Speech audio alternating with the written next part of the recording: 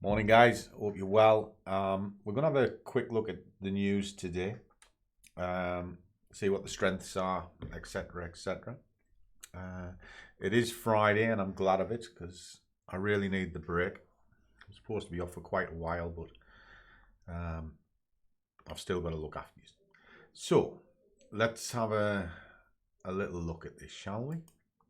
So, if I flick this over into the daily calendar, what we'll see, there wasn't a great deal going on last night.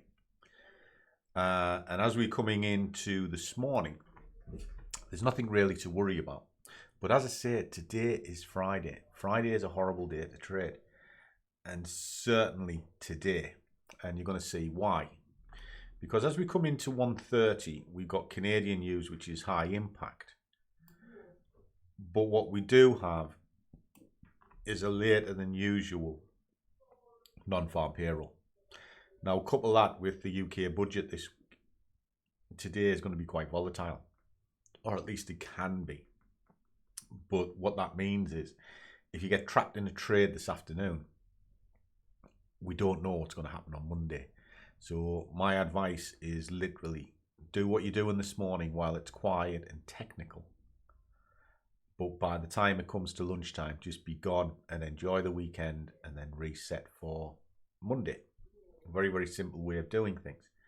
Now, from a strength perspective, if I just pull this in, and I've put a couple of watch lists on this morning, the Aussie dollar is the strongest contender. And it's telling you to look on a 4-hour chart for about 6 pips.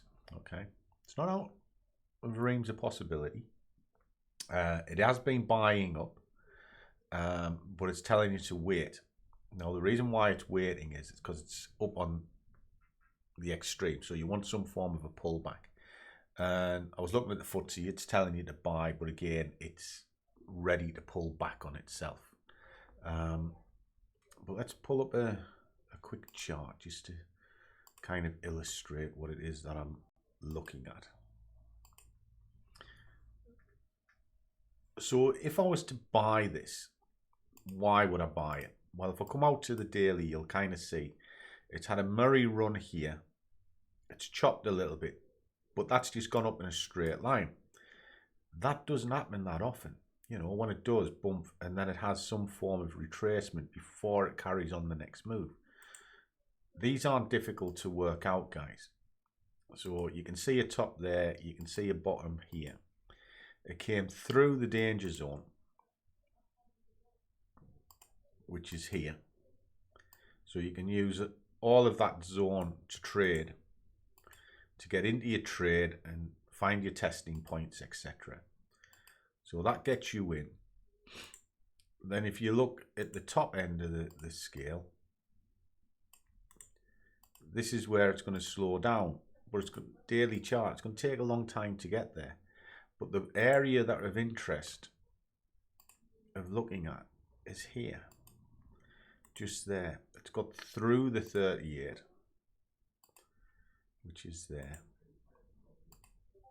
And then you can start drilling this into the chart. So if that's what's happened there, what's happened? So now you can automatically start seeing nice areas of attraction. Well, we've got a bit of resurgence, so you could start looking to buy in and around this area. This is if you want to follow that route. Now, if I drop this into the 1 hour, it starts looking a little bit cleaner. But you want something else to think about as well. So let me just take this back out and kind of show you. You can see that that's gone up in a straight line. So there's nothing really to find. So you're going to have to look back at this area here to see where the stretching point is. Okay. So if you come back in time, just so you can find that stretch point, there it is there on the 4 hour. Start putting an extension onto this.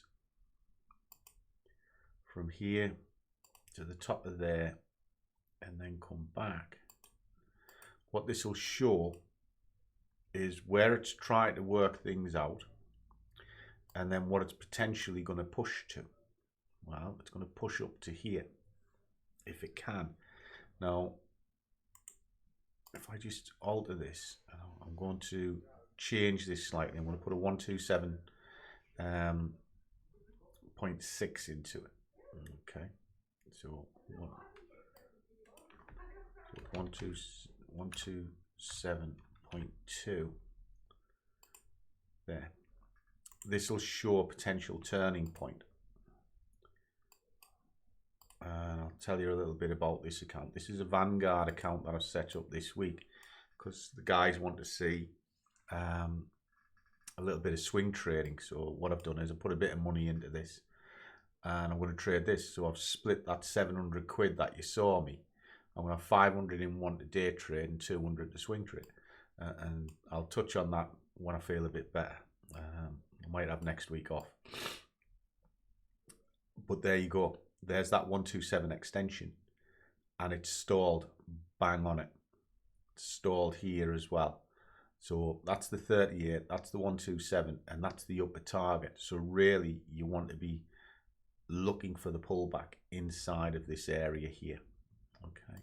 So if that doesn't get any higher, again, you can take a fib, look to where it started. Probably started all way back down here somewhere. Now, if that's going to retrace, the first testing point is 127. So again, it's roughly about here.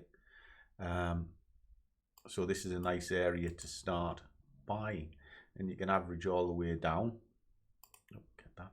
Average all the way down back to where it came from, and then back up again to ultimately get back up to here and beyond.